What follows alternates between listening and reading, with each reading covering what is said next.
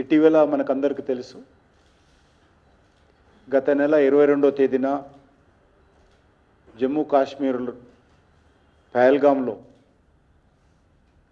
అక్కడ పర్యాటకులుగా వెళ్ళినటువంటి మన భారతీయులపైన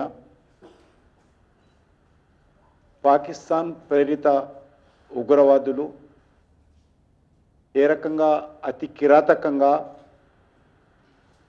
26 మందిని కాల్చి చంపారో ప్రపంచమంతా చూసింది. అందులో 25 మంది మన దేశస్థులైతే ఒక వ్యక్తి నేపాల్ నుంచి వచ్చినటువంటి పర్యాటకుడు, టూరిస్ట్. ప్రపంచంలో అనేక రకాల ఉగ్రవాద కార్యక్రమాలు జరిగాయి.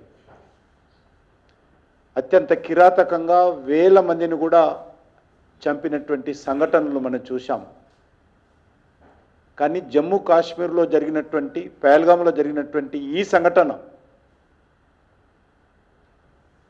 మానవత్వానికే సవాలుగా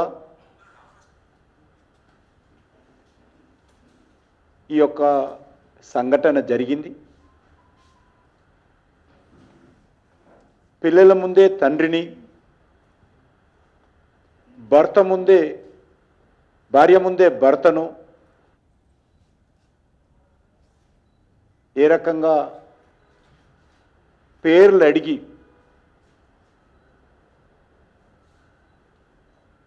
డివైడ్ చేసి ఇంత కిరాతకంగా చంపినటువంటి సంఘటన ప్రపంచంలో మొదటిసారి జరిగింది. మన దేశమే కాదు, యావత్ ప్రపంచమంతా కూడా ఈ యొక్క పహల్గామ్ ఉగ్రవాద దాడిని ఖండించిన విషయం మనం చూస్తున్నాం.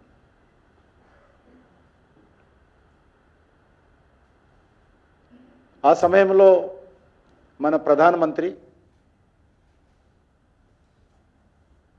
అరబ్ దేశంలో పర్యటనలో ఉన్నప్పటికీ ఆ కార్యక్రమాన్ని మధ్యలోనే రద్దు చేసుకొని మన దేశానికి తిరిగి వచ్చారు. వెంటనే సంఘటన జరిగిన రోజే మన దేశ హోంమంత్రి అమిత్ షా గారు స్వయంగా సంఘటన జరిగిన ప్రాంతానికి వెళ్ళారు.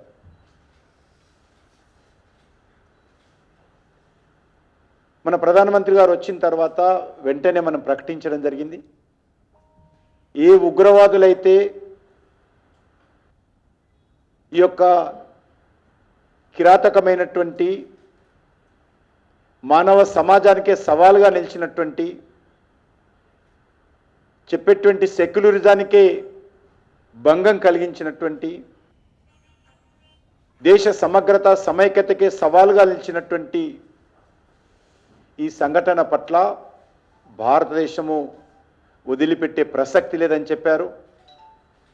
ఉగ్రవాదులు ఎవరున్నా, ఉగ్రవాదులను సమర్థించే శక్తులు ఎవరున్నా కూడా కఠినంగా వ్యవహరిస్తామని చెప్పారు. ఉగ్రవాదులను మట్టిలో కలిపేస్తామని చెప్పారు.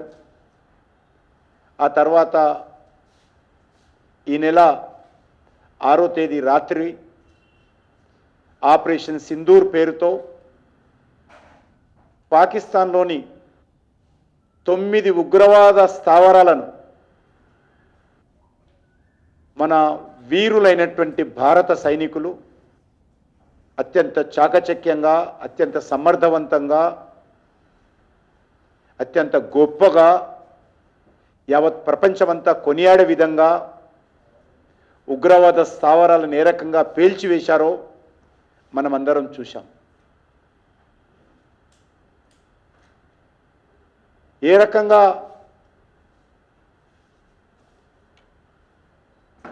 టార్గెట్ చేసినటువంటి ఉగ్రవాదుల ఇల్లు, టార్గెట్ చేసినటువంటి ఉగ్రవాద శిబిరాలు, టార్గెట్ చేసినటువంటి ఉగ్రవాద స్థావరాలను మాత్రమే టార్గెట్ చేయడం జరిగింది. మరికొన్ని చూశాం మనం, కానీ అక్కడ చాలా జనసాంద్రత ఉంది కాబట్టి, చాలా ఇతర ఉగ్రవాదులకు సంబంధం లేని ఇల్లు ప్రాణ నష్టం జరుగుతుందనే ఉద్దేశంతో మరొక 2 ప్రాంతాలను పక్కన పెట్టి మన సైనికులు, మన ఎయిర్ ఫోర్స్ సిబ్బంది ప్రపంచమంతా నివ్వెరపోయే విధంగా మరి ఏ రకంగా వాటిని మట్టి పెట్టామో మనం చూసాం. ఇందులో అనేక మంది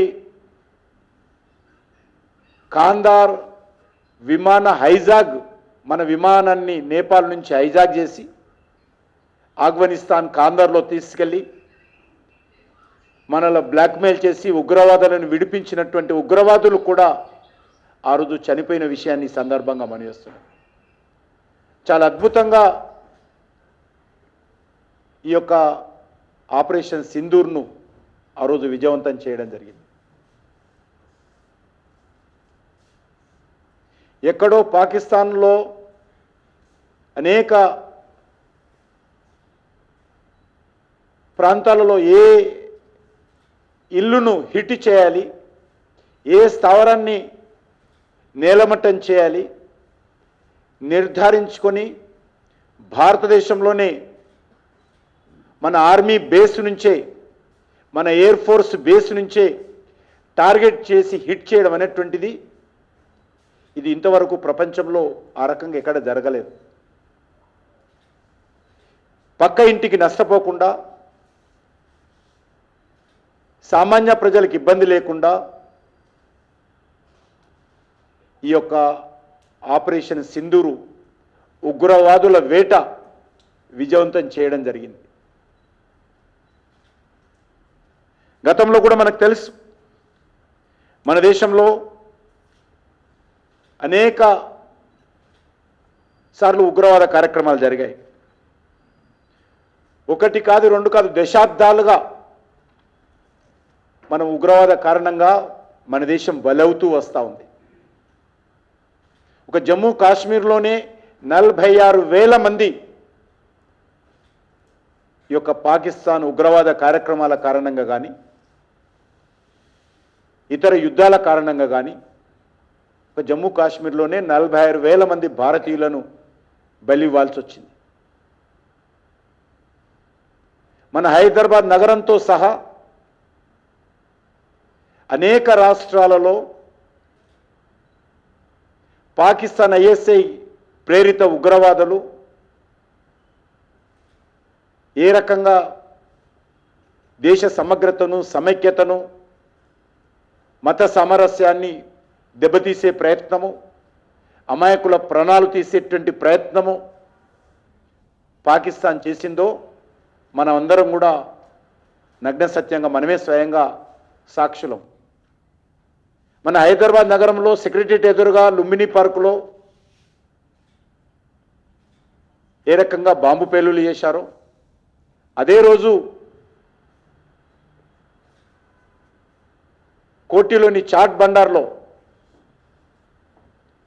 ఏ రకంగా బాంబు పేలులు చేశారో మనకందరికీ తెలుసు. దిల్సుఖ్నగర్ సాయిబాబా టెంపుల్ దగ్గర ఏ రకంగా అమాయకులను హత్య చేశారో మనకందరం చూశాం. మనం స్వయంగా సంఘటన జరిగిన 10 నిమిషాల్లో నేను కూడా ఆ రోజు ఆ సంఘటన దగ్గరికి వెళ్ళాను. Within 10 minutes ACP IPS officer Krishnaprasad మెహందీపట్నంలో AK-47తో ఏ రకంగా చంపారో మనం చూశాం. మా భారతీయ జనతా పార్టీ కార్పొరేటర్ నందరాజు గౌడ్ను అంబర్పేటలో ఏ రకంగా పాకిస్తాన్ ఐఎస్ఐ ఉగ్రవాదులు హైదరాబాద్లో చంపారో మనం చూశాం. ఒకటి కాదు, రెండు కాదు, వేల మంది మన దేశంలో అనేక వందల సంఘటనలలో చనిపోయారు. అది పార్లమెంట్ మీద దాడి కావచ్చు, పాకిస్తాన్ తాజ్ హోటల్ మీద దాడి కావచ్చు, ముంబైలో 7 నడుస్తున్నటువంటి లోకల్ ట్రైన్లను ఒకే టైంలో పేల్చివేయడం కావచ్చు,